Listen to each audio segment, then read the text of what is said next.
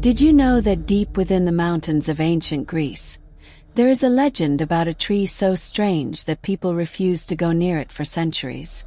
Local villagers claimed it whispered after midnight. Travelers reported hearing voices coming from its branches. Some swore they saw a human face hidden within its bark. Others believed the tree was growing from a grave. The most disturbing part: no one could agree on who was buried beneath it. Yet generation after generation the same story survived. And according to some historians, traces of that legend still exist today. This is the story of the Cursed Tree of Kallion, a mystery that began over 2,000 years ago. And if the stories are true, it may not have ended yet. Long before modern roads crossed the Greek mountains, a small settlement stood near a valley surrounded by olive groves and cypress forests. The village was peaceful. Farmers worked the fields. Merchants traveled through stone paths.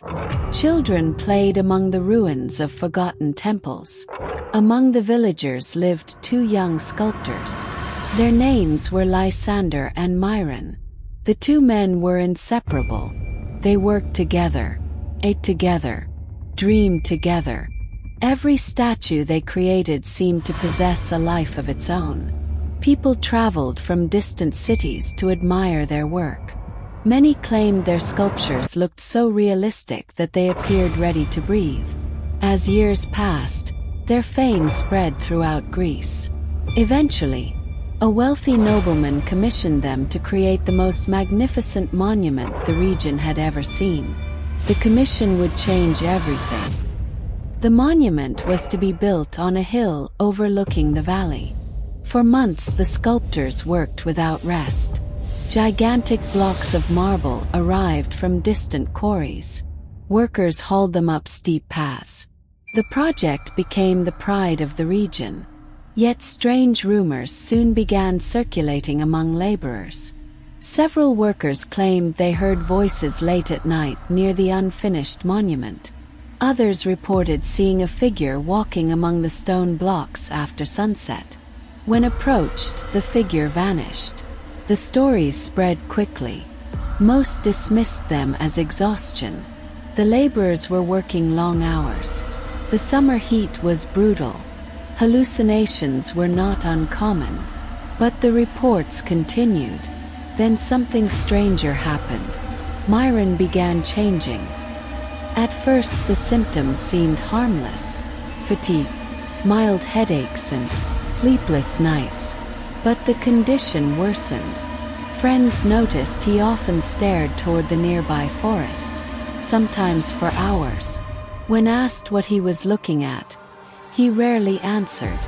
One evening, Lysander finally confronted him. "You look frightened," he said. "What are you seeing?" Myron hesitated. Then he spoke quietly. "I keep hearing someone call my name." The response unsettled Lysander. "Who?" "I don't know." "Where?" "The trees." Lysander laughed nervously. The explanation sounded ridiculous. Yet Myron wasn't smiling. His hands were shaking. For the first time, genuine fear appeared in his eyes. Weeks later, he became bedridden. No physician could explain his condition. No treatment helped. His strength faded rapidly. And before the monument was completed, Myron died. The village mourned. Lysander mourned most of all. He buried his friend on a quiet hillside overlooking the construction site. The location was peaceful, a place where the wind moved gently through the grass. No marker was placed upon the grave. Only a small olive sapling. Nothing more. The project halted temporarily. Workers expected Lysander to abandon the commission entirely. Instead, he returned to work. But something about him had changed. He became withdrawn, silent, obsessed. Some workers claimed he barely slept. Others believed he was talking to himself. Then the strange incidents began again. only this time they became impossible to ignore. Laborers reported hearing voices around Myron's grave. Multiple witnesses described the same thing. Soft whisper, unintelligible, yet unmistakably human. The phenomenon always occurred after sunset. Several men attempted to investigate. Each returned shaken. One claimed the whisper sounded like someone speaking beneath the ground. Another insisted the voice came from the olive sapling itself. No one could prove anything. Yet nobody wanted to work near the hill after dark. Then the tree began growing, faster than anyone believed possible. Within months, the sapling had become unusually large. Within a year, it towered above surrounding vegetation. The growth defied explanation. Farmers discussed it endlessly. Travelers stopped to stare. Even visiting botanists struggled to understand what they were seeing. The tree appeared healthy, perfectly healthy, yet something about it felt wrong. Its branches twisted in unnatural directions. Its bark seemed to form strange patterns. And at night, shadows beneath its canopy appeared darker than they should have been. Years later, records indicate that several scholars visited the valley. One account survives in fragments. The writer describes hearing local legends about a haunted olive tree growing from a sculptor's grave. Intrigued, he spent several nights observing the site. His notes contain disturbing details. On the first night, nothing happened. On the second night, he reported hearing whispers. On the third night, he claimed the tree produced sounds resembling breathing. The account becomes increasingly erratic. Sentences trail off. Descriptions grow fragmented. The final entry contains only a single statement. The tree remembers. After that, the scholar disappeared from historical records. No explanation was ever found. Meanwhile, Lysander continued construction. Years passed. The monument neared completion. Despite losing his closest friend, he remained determined to finish the project. Yet witnesses noticed something unsettling. The closer the monument came to completion, the larger the tree became, as though the two were somehow connected. The coincidence disturbed many villagers. Rumors spread. Some believed Myron's spirit inhabited the tree. Others claimed the land itself was cursed. A few whispered something even darker. What if Myron had never truly died? The monument was finally completed. It stood atop the hill like a masterpiece of human achievement. Visitors traveled from distant regions to admire it. For a brief period, everything seemed normal. Then came the storm. Historical accounts describe it as one of the most violent storms ever recorded in the region. Thunder shook the mountains. Rain flooded valleys. Winds tore through forests. Villagers barricaded themselves indoors. Throughout the night, strange sounds echoed across the hills. Many later described hearing screams carried by the wind. Others reported hearing what sounded like cracking stone. When dawn arrived, the valley had changed forever. The monument lay in ruins. Massive sections had collapsed. Marble blocks were shattered. Columns had been destroyed.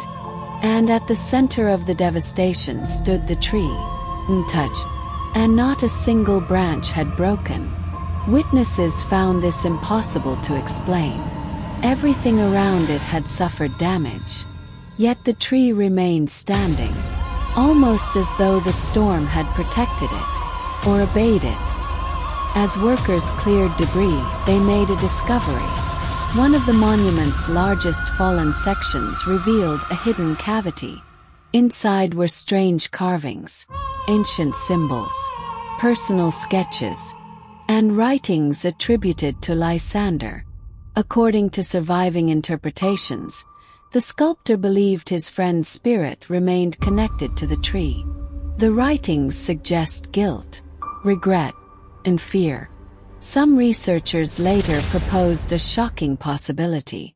Perhaps Lysander had secretly envied Myron's talent. Perhaps jealousy poisoned their friendship. Perhaps the monument itself represented an attempt at redemption. No evidence confirmed these theories. Yet the documents raised disturbing questions. Questions that remain unanswered. Over centuries, the monument disappeared entirely. Wars came. Empires fell. The valley changed. The village vanished. Only fragments remained. But stories about the tree survived. Travelers continued reporting unusual experiences. Missing time. Disembodied voices. Dreams involving a man trapped inside wood. Several 20th century researchers attempted to locate the exact site. Most failed. Few claimed success. Their testimonies are remarkably similar. Each reported feeling watched. Each described overwhelming unease. And nearly all left sooner than planned. One researcher wrote, "It felt less like finding a tree and more like finding something pretending to be one." No explanation accompanied the statement. Today, historians debate how much of the legend is true. Perhaps it was merely folklore. Perhaps grief transformed ordinary events into myth. Perhaps the tree never existed at all. Yet the story refuses to disappear. Generation after generation continues telling it. The sculptor, the grave, the whispers, the storm, tree. And somewhere among those stories lies a mystery nobody has solved. Because according to local folklore, the tree was never destroyed. Still stands, hidden somewhere among forgotten hills, growing, waiting, listening. And if travelers wander too close after sunset, they may hear a familiar voice drifting through the branches. A voice calling from somewhere beneath the bark. A voice asking them to come closer, much closer. To this day, no one knows whether the whispers belong to the dead sculptor, or to whatever finally took root inside the tree. If you enjoy real-life mysteries and terrifying stories, subscribe, leave a comment, and turn on notifications so you don't miss the next story. And tell us in the comments, do you believe some places can absorb human grief and become something else entirely? Or was the tree of Kallion simply the product of centuries of fear? Either way, if the stories are true, the tree is still listening tonight.